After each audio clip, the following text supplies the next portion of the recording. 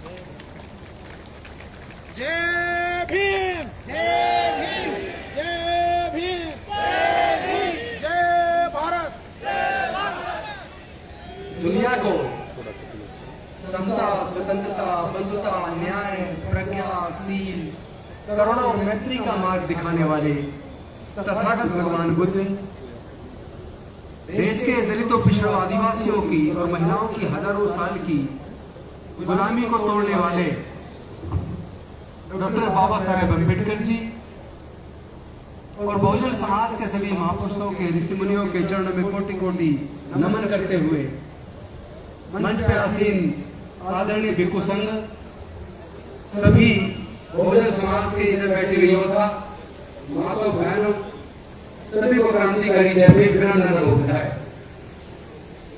आज बेहद खुशी है कि जिस कारवां को डॉक्टर बाबा साहेब अम्बेडकर जी ने शुरू किया था,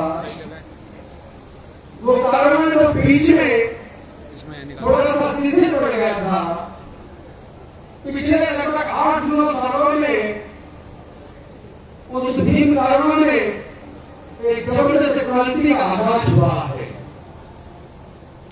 मूवमेंट तेजी से बढ़ने लगा है, मिशन की लोगों को समझ आने लगी है। मैं समझता हूं समय आ गया है ऐसे लोगों को सही मार्गदर्शन करने का, जिन लोगों ने डॉक्टर बाबा साहेब अम्बेडकर की कुर्बानी का फायदा उठाया है, जो लोग डॉक्टर बाबा साहेब अम्बेडकर के लिए रिजर्वेशन की वजह से देश के अंदर बड़े बड़े पदों पर पहुंचे हैं, जज, इंजीनियर, कलेक्टर, साइंटिस्ट बने हैं, एमपी और एमएलए बने हैं, मंत्री और मुख्यमंत्री बने हैं, यहाँ तक कि राष्ट्रपति भी बने हैं, मुख्य न्यायाधीश भी बने हैं। तो ये जो डॉक्टर बाबा साहेब अम्बेडकर की कुर्बानी की वजह से हमारे लोगों को ये सब कुछ मिला है, अब उनको एहसास कराने का समय आ गया है कि तुम्हें जो मिला है वो डॉक्टर बाबा साहेब अम्बेडकर का दिया है, केवल तुम्हारी अपनी मेहनत से नहीं मिला है। आप लोग केवल अपने बीवी बच्चों में लगे, केवल अपने परिवार की तरक्की में लगे, लेकिन समाज का क्या होगा? इस समाज के हकों की रक्षा कौन करेगा? जरा सोच के देखो, कई हजार सालों तक हमारे समाज के पढ़ने लिखने पर बंदिश थी, हमारे समाज के व्यापार करने पर बंदिश थी, हमारे समाज की संपत्ति रखने पर बंदिश थी, मान्यता का दर्जा नहीं था। लेकिन डॉक्टर बाबा साहेब अम्बेडकर ने हमारे हजारों साल की गुलामी तोड़ने के लिए अपने छोटे छोटे 4 बच्चों और जवान पत्नियों को कमाकर अपने पूरे जीवन को चलाकर हमारे जीवन में रोशनी पैदा की। हमने क्या किया? हम लोग एमपी, एमएलए, जज, कलेक्टर, मंत्री, न्यायाधीश, प्रोफेसर, साइंटिस्ट, डॉक्टर, इंजीनियर बनने के बाद अपने घर तक सीमित हो गए। केवल हमारे बीवी बच्चे तरक्की करें, हमारा परिवार तरक्की करे और पूरा समाज पिछड़ जाए। ऐसे नेताओं की क्या आपको जरूरत है जो आपके दंड के ऊपर अपनी आवाज बुलंद न कर सके? कहीं अपनी इज्जत टूट गई है, भाई कटन होता रहे और हमारे सांसद, विधायक, मंत्री अपनी केवल कुर्सी में मशहूर हो जाए। क्या वो संसद के अंदर में हमारी आवाज नहीं उठानी चाहिए? क्या एमपी, एमएलए को हमारा कोई रिप्रेजेंटेटिव नहीं बनना चाहिए? क्या वो ईमानदारी से संसद के अंदर हमारा प्रतिनिधित्व कर रहे हैं? वो लोग डॉक्टर बाबा साहेब अम्बेडकर के साथ धोखा कर रहे हैं, वो लोग हमारे पूरे समाज के साथ धोखा कर रहे हैं। सोच के देखिए, जिनको हजारों साल तक हर चीज से वंचित रखा, लेकिन डॉक्टर बाबा साहेब अम्बेडकर की कुर्बानी की वजह से उनके पढ़ाई के रास्ते, नौकरी के रास्ते, संसद में जाने के रास्ते, विधानसभा में जाने के रास्ते, व्यापार में जाने के रास्ते सारे खुले हैं। लेकिन हमारे आपके सबके रहते एक अकेले डॉक्टर बाबा साहेब अम्बेडकर जी ने हुक्म किया था, हमारे सबके रहते हमारी आंखों के सामने, हमारे मुख्यमंत्री मंत्रियों के सामने, हमारे एमपी एमएलए के सामने जो बाबा साहेब ने किया था उसमें से 70% छिन गया। तो हम लोग कहाँ हैं? कौन से दुनिया में रह रहे हैं? अरे अब से 125 साल पहले भी डॉक्टर बाबा साहब अम्बेडकर को घड़ा छूने पे मार पड़ जाती थी, और आज 125 साल बाद भी हमारे बच्चे को घड़ा छूने पर हत्या कर दी जाती है। बदला क्या? कितनी तरक्की हुई, कितने हम आगे बढ़े, क्या इस पर चिंतन नहीं करना चाहिए? हमारे बदलने के कारण क्या है? हमारे पिछड़ेपन के कारण क्या है? क्या इन कारणों पर चिंतन नहीं करना चाहिए? जो लोग बीमारी से ग्रसित हैं, परेशान हैं, दुखी हैं, वो अगर दुख का कारण नहीं जानेंगे तो क्या वो दुख का निवारण कर पाएंगे? तथागत बुद्ध ने हमें क्या दिया? बुद्ध को कौन सा ज्ञान प्राप्त हुआ? कौन से चार आर्य सत्य है? कभी उसको भी पढ़ लीजिए। हम लोग अपने आप को डॉक्टर बाबा साहब अम्बेडकर का अनुयायी बताते हैं, हम बुद्ध धर्म की चर्चा करते हैं, लेकिन बुद्ध के धर्म को मानते नहीं, बाबा साहेब को जानते नहीं, उनके केवल मूर्ति पूजा करते हैं, उनके विचार को अपने आचरण में नहीं लाते। हम लोग आपस में ईर्ष्या करते हैं, एक दूसरे का विरोध करते हैं, एक दूसरे की बदनामी करते हैं, मंच में एक दूसरे को क्रिटिसाइज करते हैं। अगर हमारा दर्द एक है तो हमारी दवा भी एक होगी। अगर बहुजन समाज के लोगों का दर्द एक है तो आपकी दवाई भी एक होगी, लेकिन आप दवाई अलग अलग ले रहे हैं तो इलाज नहीं हो रहा है। जब तक एक दर्द की एक दवाई नहीं होगी तब तक इलाज नहीं होगा। तथागत बुद्ध ने कहा था संसार में दुख है, दुख का कारण है, कारण का निवारण है, निवारण का उपाय है। तो आप अगर दुख के कारण को जानेंगे नहीं, उसके निवारण के बारे में नहीं जानेंगे, निवारण के उपाय के बारे में नहीं जानेंगे, और जानने के बाद उपाय नहीं करोगे तो आपका दुख दूर होने वाला नहीं है। मेरे समाज के लोगों का दुख दूर क्यों नहीं हो रहा? मेरे समाज के लोगों की गुलामी अभी भी खत्म होने का नाम क्यों नहीं ले रही? जब मैं इसके बारे में चिंतन करता हूँ तो मैं अपने देश की जाति के हिसाब से आंकड़े की तरफ जाता हूँ। जब मैं आंकड़ों की तरफ जाता हूँ तो मैं ये देखता हूँ कि भारत की जनसंख्या 142 करोड़ हो गई है। भारत की जनसंख्या आज 142 करोड़ हो गई है। इस 142 करोड़ में से लगभग 42 करोड़ तो केवल SC/ST के लोग हैं, लगभग 42 करोड़, जो लगभग 30% बैठता है। ओबीसी के लोग, जिसमें मुस्लिम ओबीसी में आ जाता है, मुस्लिम में से 90% ओबीसी में आता है, तो मैं उसको मुस्लिम में ना गिन के ओबीसी में गिनता हूँ। ओबीसी की जनसंख्या लगभग 50% है। 50-52% को, यानी कि लगभग 70 करोड़ देश के अंदर ओबीसी है, और जो बाकी के रिलीजियस माइनॉरिटीज हैं वो भी लगभग 6 करोड़ है। तो ये बैठेगा 118 करोड़। तो मैं आप सबसे पूछना चाहता हूँ, 142 करोड़ में से 118 करोड़ SC/ST ओबीसी और माइनॉरिटी के लोग हैं, उसके बाद भी ये प्रधानी पे क्यों जीते हैं? ये गुलाम क्यों है? इनका उत्पीड़न क्यों है? इसका एक ही कारण है कि ये लोग आपस में बड़े हैं, ये लोग एकजुट नहीं है। अरे जब हमारा दर्द एक है, हमारी समस्या एक है, तो इस समस्याओं से निपटारे का मार्ग भी एक है। वो मार्ग है SC/ST ओबीसी और माइनॉरिटी एकजुट का। इसलिए हमने बहुजन एकता सम्मेलन यहाँ जयपुर में बुलाने का आह्वान किया। हमने रघुनाथ मोदी जो हमारे मिशन जमीन के प्रदेश अध्यक्ष हैं, हमने उनको कहा था कि ये बिगुल आजादी का बन चुका है। डॉक्टर बाबा साहब अम्बेडकर की जो मसाल जो धीरे धीरे जिसकी कम होने लगी थी, हम अपने लहू से उसको सींचना शुरू कर दिया है। वो फिर से हो गई है। इस मूवमेंट को दुनिया की कोई ताकत रोक नहीं सकती। SC/ST ओबीसी माइनॉरिटी के हक को दुनिया की कोई ताकत छीन नहीं सकती। लेकिन मार्ग एक है, हम सबको एकजुट होना पड़ेगा, हम सबको एकजुट होना पड़ेगा। देश के अंदर केवल 1.5% सरकारी नौकरियां, जैसा भी नाज़िर अम्बेडकर कह रहे थे कि ये तो रिजर्वेशन है, ये चांद सूरज के उम्र तक नहीं चलने वाला, जिसका खत्म होना तो तय है। आप इसके लालच में अपने असली हक अधिकार को भूल गए हो। अरे ये सरकारी नौकरियां केवल 1.5 करोड़ है। 1.5 करोड़ के अंदर SC/ST को कितनी नौकरी मिल जाएगी भाई? कितनी नौकरी मिल जाएगी? ज्यादा से ज्यादा 35 लाख मिल जाएगी, 40 लाख मिल जाएगी, लेकिन SC/ST की जनसंख्या 42 करोड़ है। 42 करोड़ लोगों में से अगर 40 लाख 50 लाख लोगों को नौकरी मिल भी जाए तो बाकी के 41 करोड़ लोगों का क्या होगा? उनका घर कैसे चलेगा? कभी उनके बारे में सोचा है?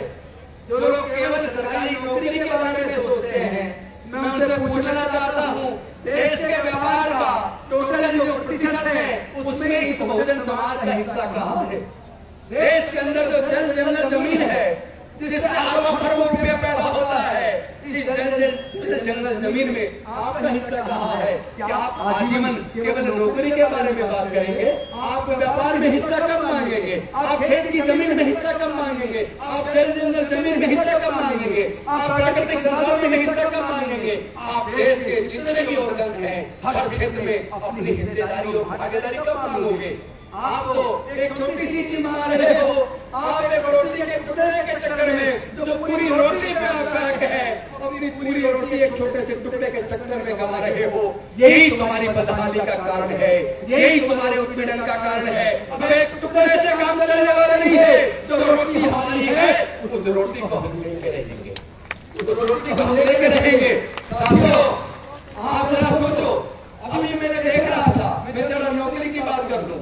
अभी दिल्ली पुलिस में 7,547 नौकरियां निकली।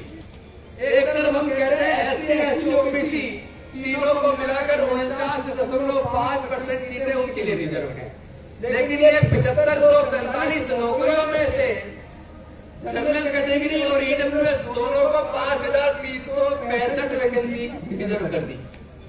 यानी कि लगभग 7,500 में से लगभग 5400 वैकेंसी केवल जनरल कैटेगरी को दे दी। तो आपकी बची कितनी? SC/ST OBC जिसकी जनसंख्या देश के अंदर लगभग 85% है, उसको टोटल कितनी मिली? उसको टोटल मिली 2182।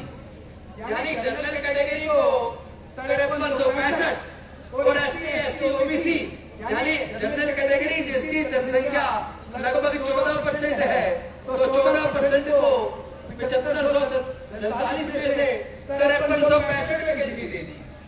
और SC/ST OBC जिनकी जनसंख्या लगभग 85% है, 86% है, उनको 2182 वैकेंसी दे दी।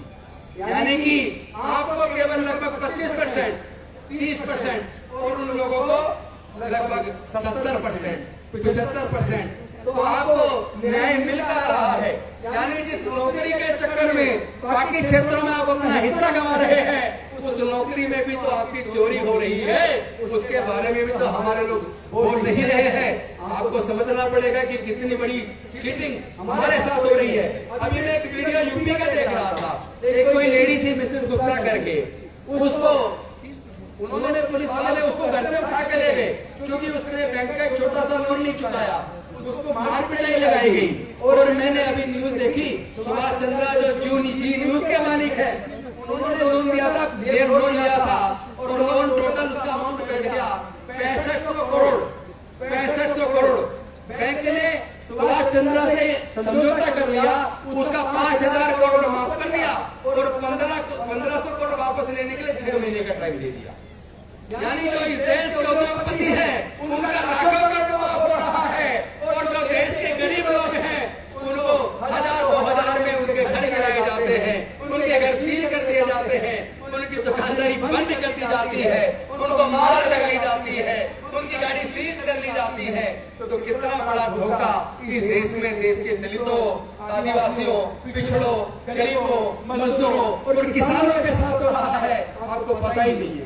आपको पता ही नहीं है क्योंकि इसका देश का जो मेन स्ट्रीम मीडिया है वो बेसिकली मीडिया नहीं है, वो बीजेपी का प्रवक्ता है।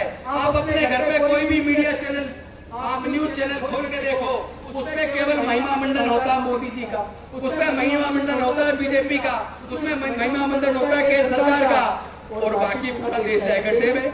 यानी देश में गरीबी बढ़ रही है, देश में बेरोजगारी बढ़ रही है, देश में उत्पीड़न बढ़ रहा है, देश में नफरत बढ़ रही है और देश में जो जिनकी सरकार है उनके केंद्रीय मंत्री, उनके सांसद, उनके विधायक धर्म के नाम पे नफरती भाषण दे रहे हैं, देश को तोड़ने की साजिश कर रहे हैं और वो भारत को बदनाम पूरी दुनिया के सामने कर रहे हैं। वो भारत को तोड़ने की साजिश कर रहे हैं। वो भारत में जाति और धर्म के नाम पर नफरत पैदा कर रहे हैं। मैं आप सबसे पूछना चाहता हूँ, वो दो काम एक साथ कर रहे हैं। एक तरफ उन्होंने शिक्षा को महंगा करके आपके बच्चों से शिक्षा छीन ली, आपके बच्चों से शिक्षा छीन ली, पढ़ाई को इतना महंगा कर दिया कि आपने अपने बच्चों को हायर एजुकेशन नहीं करा पाएंगे।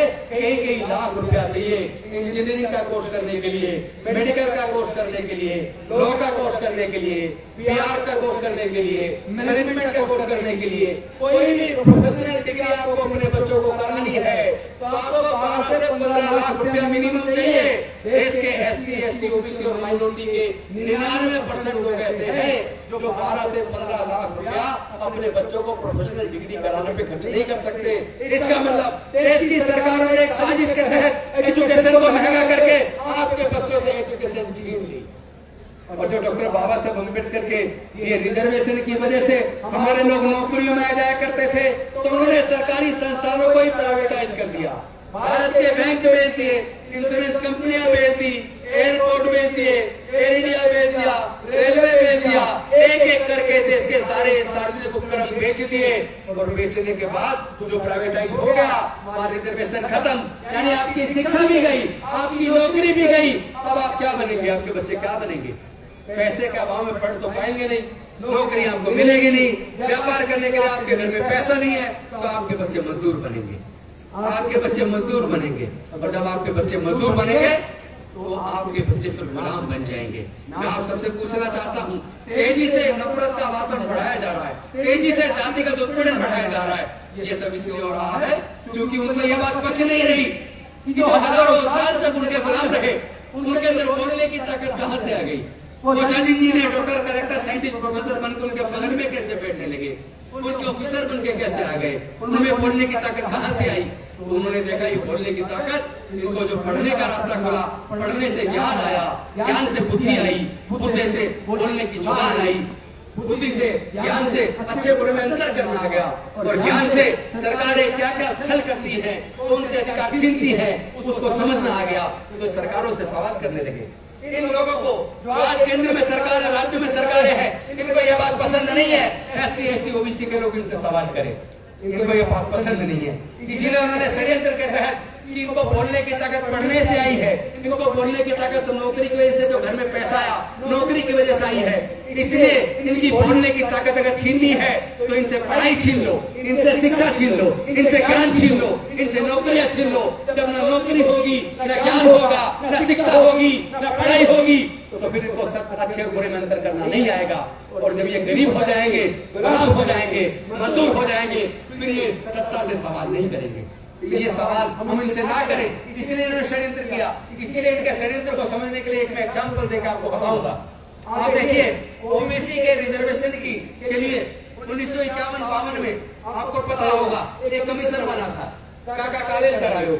काका कालेलकर आयोग की रिपोर्ट आई, खत्म हो गई, कोई इस पर चर्चा नहीं हुई। उसको लागू करना तो दूर की बात, उस पर चर्चा भी नहीं। उसके बाद 1978 के आसपास प्रोफेसर मंडल जी के नेतृत्व में मंडल कमीशन बना, उसकी भी रिपोर्ट आई, वो खत्ते में डाल दी। फिर 7 अगस्त 1990 को VP सिंह जी, माननीय VP सिंह जी देश के प्रधानमंत्री थे। 7 अगस्त 1990 की रात को उन्होंने मंडल कमीशन की सिफारिशों को लागू करने की घोषणा की। तो ये लोग कमंडल यात्रा पे निकल गए, इन लोगों ने धरने प्रदर्शन कर दिए, पूरे देश में बसें जला दी, सार्वजनिक प्रॉपर्टी जला दी। और उसके बाद कुछ लोग कोर्ट चले गए और कोर्ट में मंडल आयोग की सिफारिशों को कोर्ट ने लागू करने पर रोक लगा दी। और ये 2 साल केस चला। 1992 में सुप्रीम कोर्ट से ये जो केस था, Indira Sahni versus union of India, ये केस का जजमेंट आया 1992 में, यानी कोर्ट से जीतने में 2 साल लगे। उसके बाद इस जजमेंट पे सरकार को नोटिफिकेशन निकालना था और ये लागू कर देना था, लेकिन केंद्र की सरकार ने 1 साल नोटिफिकेशन को लागू करने पे लगा दिया। 1993 में जाके ये मंडल कमीशन पूरी तरह लागू हुआ और OBC जिसकी संख्या लगभग 50-52% है, उनके लोगों को भी न्याय मिलना शुरू हुआ। लेकिन न्याय मिलना शुरू ही हुआ था तभी उन्होंने देश के सारे उपकरण बेचने शुरू कर दिए, उन नौकरी भी आपकी छीन ली। देश के सारे जितने विश्वविद्यालय हैं, सारे आप देख लीजिए, वाइस चांसलर की लिस्ट उठा के देख लीजिए कौन है, आपको वही 3 जाति के लोग मिलेंगे, केवल 3 जाति के लोग मिलेंगे। देश के जितने बड़े बैंक हैं, जितने इंश्योरेंस कंपनी है, उनके मैनेजिंग डायरेक्टर्स कौन है, उनके डायरेक्टर्स कौन है, उनके जनरल मैनेजर्स कौन है, उसकी लिस्ट उठा के देखिए तो आपको पता लगेगा कौन है। आपके लोग है कहाँ? सारे देश के विश्वविद्यालयों के अंदर केवल आरएसएस के लोगों की चुन चुन के भर्ती हो रही है, आपको पता ही नहीं चल रहा। देश के जब विश्वविद्यालयों पर उनका कब्जा हो जाएगा, जब पढ़ाने वाले सारे उनके लोग होंगे, तो किसकी विचारधारा बढ़ेगी? अम्बेडकरवाद की विचारधारा बढ़ेगी या मनुवाद की बढ़ेगी? ये समझ लेना अंतर। अभी आप लोग सच को जानते नहीं है और जानना भी नहीं चाह रहे हो। आप तो केवल बाबा साहब की मूर्ति लगाकर, मोमबत्ती लगाकर, धूपबत्ती लगाकर सोच रहे हमने अपनी जिम्मेदारी पूरी कर ली। ऐसे मोमबत्ती जलाते रहे तो आने वाले 5 से 10 सालों में आप फिर से गुलाम हो जाएंगे। क्या आप अपने बच्चों को गुलाम देखना चाहते हो? नहीं देखना चाहते ना तो इस लड़ाई को लड़ना होगा। ये लड़ाई विचारधारा की लड़ाई है। ये लड़ाई बुद्धि और विवेक से, विचारधारा से, ज्ञान से लड़ी जाएगी। इस लड़ाई को ताकत नहीं कर सकते। आजकल हमारे बहुत से युवा कहते हैं हम लाठी का जवाब लाठी से देंगे, गोली का जवाब गोली से देंगे। अरे बेवकूफो, ये लड़ाई लाठी गोली की नहीं है, ये लड़ाई विचारधारा की है। ये लड़ाई विचारधारा की है और विचारधारा से हमारे समाज के लोग बहुत मजबूत हैं। विचारधारा से हमारे समाज के लोग बहुत मजबूत हैं। गलती हमारी ये है कि हम अपने महापुरुषों को पढ़ते नहीं, उनका अध्ययन नहीं करते। हमारी विचारधारा का नाम लेके पूरी दुनिया में जाके प्रधानमंत्री जी कहते हैं मैं बुद्ध के देश से आया हूँ। हमारे भारत ने दुनिया को युद्ध नहीं बुद्ध दिए हैं, कहते ही नहीं कहते। अभी पिछले दिनों अमेरिका गए थे हमारे देश के माननीय प्रधानमंत्री मोदी जी। उन्होंने कहा था यूक्रेन युद्ध के ऊपर, रूस के युद्ध के ऊपर अमेरिका में कहा था हमारे देश ने, भारत ने दुनिया को युद्ध नहीं बुद्ध दिया, दुनिया को शांति और मानवता का संदेश दिया। और आज G20 चल रहा है जिसका लास्ट दिन है। कल उन्होंने दिल्ली मैनिफेस्टो, दिल्ली घोषणा पत्र लागू, मतलब घोषणा पत्र पास किया सर्वसम्मति से। उसके अंदर भी प्राथमिकता दी गई है कि दुनिया के अंदर युद्ध नहीं होना चाहिए, दुनिया के अंदर घृणा नहीं होनी चाहिए। तो मैं पूछना चाहता हूँ माननीय प्रधानमंत्री जी, आपकी सरकार, आपकी पार्टी, आपके नेता देश के अंदर दलितों के साथ, मुस्लिम के साथ, अल्पसंख्यक के साथ, आदिवासी के साथ ये नफरत को बढ़ा रहे हैं, नफरत को बढ़ा रहे हैं देश में। आप बढ़ा रहे हो, धोखा दे रहे हो देश के आए हुए दुनिया के मेहमानों को। आप एक घोषणा पत्र पास कर रहे हो, पूरे बहुमत से पास कर रहे हो कि नफरत नहीं, युद्ध नहीं, बुद्ध चाहिए, शांति चाहिए। अरे शांति केवल दुनिया को नहीं, भारत को भी शांति चाहिए, भारत को भी बुद्ध चाहिए। अगर बुद्ध ने पूरे दुनिया को शांति और मानवता का संदेश दिया, समता, स्वतंत्रता, बंधुता और न्याय का मार्ग दिया, प्रज्ञा का, करुणाशील का मार्ग दिया, मैत्री का मार्ग दिया, तो इस मार्ग को भारत में भी तो अपना लो, जिस भारत में भी तो अपना लो। जिस राजस्थान के अंदर मैं आया हूँ, यहाँ मुंह रखने पर आदमी हत्या हो जाती है, गला छूने पर आदमी हत्या हो जाती है, अपनी जायज मांग उठाने पर हत्या हो जाती है, घोड़ी पर बारात निकालने पर एक आईपीएस को धमकी दी जाती है, पूरे गांव को छावनी बनाकर वो आईपीएस ऑफिसर अपनी बारात निकालता है। तो भाई आजादी के 75 साल बाद आप कह रहे हो कि आजादी का अमृत काल है। मैं कह रहा हूँ अभी ये अमृत काल नहीं है, अमृत काल तो सम्राट अशोक के टाइम पर था। अमृत काल तो सम्राट अशोक के टाइम पर था, जिसने भारत से बुद्ध के धर्म और भारत से बुद्ध की शिक्षाओं को दुनिया के कोने कोने तक पहुंचाकर पूरे दुनिया को शांति और मानवता का संदेश दिया। तो जो प्रधानमंत्री जी दुनिया के लिए संदेश दिल्ली घोषणा पत्र में दे रहे हैं, मैं उनसे निवेदन करना चाहता हूँ एक बार अपनी सरकार को, अपने मंत्रियों को, अपने सांसदों को, अपने विधायकों को, अपने कार्यकर्ता को भी बता दो कि नफरत से देश नहीं चलता, नफरत से नफरत फैलती है और प्यार से प्यार फैलता है। आप प्यार फैलाइए, हम प्यार फैलाएंगे, नफरत नहीं फैलाएंगे। लेकिन अगर आप समझते हम कमजोर हैं, देश के SC ST OBC माइनॉरिटी के लोग कमजोर है, तो याद रहे हम डॉक्टर बाबा साहब अम्बेडकर का क्रूर है, हम डॉक्टर बाबा साहब अम्बेडकर की सरकार है, हम कमजोर नहीं है, हम जवाब देना जानते हैं, हम जवाब देना जानते हैं। लेकिन हम जानते हैं लड़ाई विचारधारा की है, इसलिए हम कभी भी जीवन में हाथ में हथियार नहीं उठाएंगे। हम हथियार नहीं उठाएंगे, हम बुद्ध के ज्ञान को लेकर, बाबा साहेब की मसाल को लेकर, बुद्ध के विचारधारा को लेकर, बाबा साहेब की विचारधारा को लेकर, अपनी इस विचारधारा के आधार पर जो शांति और मानवता की विचारधारा है, जो प्रज्ञाशील और मैत्री करुणा पर आधारित है, इस विचारधारा से आपकी नफरत की विचारधारा को हराएंगे। हम अपने प्यार से आपके इस नफरत को प्यार में बदल देंगे। ये शक्ति बुद्ध के अंदर है, ये शक्ति डॉक्टर बाबा साहेब अम्बेडकर के अंदर है। और साथ में याद रहे, हमें जल जंगल जमीन तीनों में हिस्सेदारी भागीदारी चाहिए। सरकारी ठेकों में हमें हिस्सेदारी भागीदारी चाहिए, देश के सारे संसाधनों में हमें हिस्सेदारी भागीदारी चाहिए। और जो देश के सरकारी संस्थानों को हमने प्राइवेटाइज किया है, हमें वापस उनका राष्ट्रीयकरण चाहिए। हमें वापस राष्ट्रीयकरण चाहिए, सारे बैंकों का फिर से राष्ट्रीयकरण चाहिए, सारी इंश्योरेंस कंपनी का फिर से राष्ट्रीयकरण चाहिए, रेलवे का फिर से राष्ट्रीयकरण चाहिए। जो आपने बेचा है या तो वापस करो या तो उसका राष्ट्रीयकरण करो। और एक बड़े आंदोलन की तैयारी आपके खिलाफ हम बहुजन समाज के लोग करने वाले, हम झुकने वाले नहीं हैं, न हम डरते हैं, न झुकते हैं, न बिकते हैं। हम विचार वाले लोग हैं, हम डॉक्टर बाबा साहेब अम्बेडकर की विचारधारा को मानने वाले लोग हैं। जो आपने छीना है, गिरबान पकड़कर वापस छीनने की ताकत हम रखते हैं। बहुजन समाज के लोगों को कहना चाहता हूँ, अपनी इस वोट की कीमत को समझो, अपनी इस वोट की कीमत को समझो। ये संविधान सभा के सदस्य तो आपको हमें वोट नहीं दिलाना चाहते थे। ये वोट का अधिकार केवल इनकम टैक्स पेई को, केवल ग्रेजुएट को, केवल बड़े जमींदारों को देना चाहते थे। भला हो डॉक्टर बाबा साहेब अम्बेडकर का, जिन्होंने पूरी संविधान सभा को अपने बुद्धि और विवेक से, अपने आर्गुमेंट से इस बात को मानने के लिए मजबूर कर दिया कि भारत में रहने वाले केवल इनकम टैक्स पेई करने वाले, केवल ग्रेजुएट, केवल जमींदारों को नहीं, मजदूरों को भी, किसानों को भी, किसी भी जाति धर्म के सभी लोगों को समान रूप से वोट का अधिकार मिलेगा। और सबके वोट की कीमत होगी one man one vote one value. ये अधिकार बाबा साहेब देंगे। तो ये सरकारें बना कौन रहा है? जो सरकारें देश के सार्वजनिक उपक्रमों को बेच रही है, जिस सरकार में बैठ के लोग नफरत पैदा कर रहे हैं, इन सरकारों को बनाता कौन है? ये समझ लीजिए। ये 85% लोग में से तुमने 70% लोग बहका लिए धर्म के नाम पर। आपने 70% लोग बहका लिए और तुम 15% को हो गए 85%, और हम 85% रह गए 15%। हमने राजेंद्र गौतम ने, उनके साथियों ने, भीमराव अम्बेडकर जी ने, राजरतन जी ने, हम सब लोगों ने मिलकर संकल्प किया है, हम इस बहुजन समाज को दोबारा 85% बनाएंगे, दोबारा 85% बनाएंगे। अगर हम अपने वोट से आपकी सरकार बना सकते हैं, तो हम अपनी वोट से आपकी सरकार को गिरा भी सकते हैं।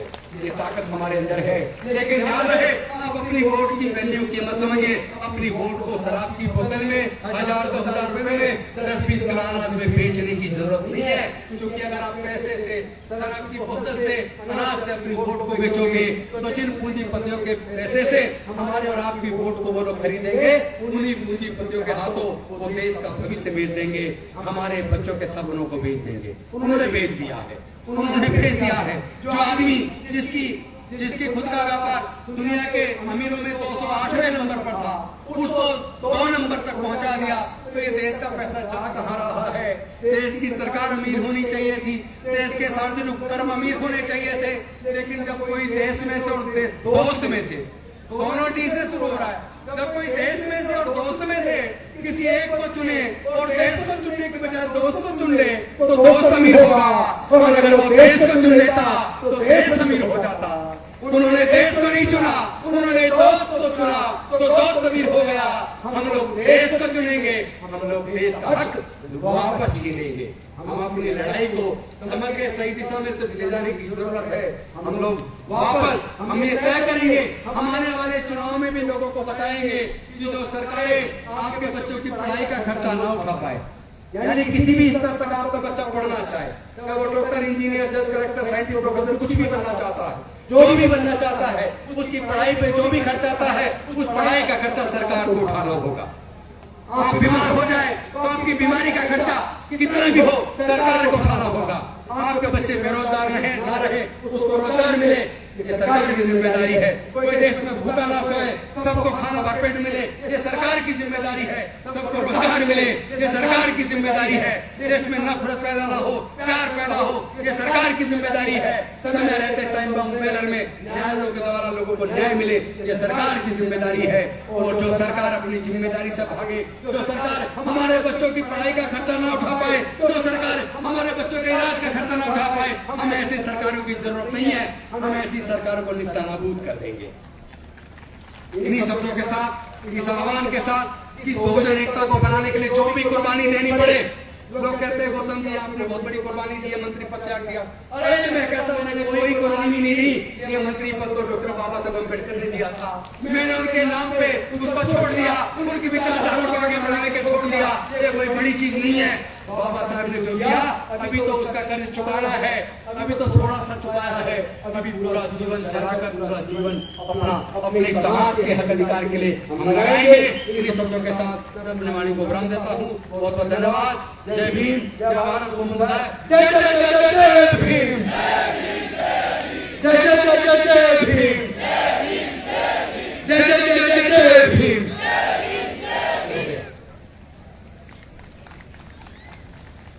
बहुत बहुत धन्यवाद साधुवाद हमारे उस संगठन के माध्यम से सभी को अपने विचार की जो आइडियोलॉजी और सभी जो आह्वान किया है उसके लिए बहुत बहुत साधुवाद। अब साथियों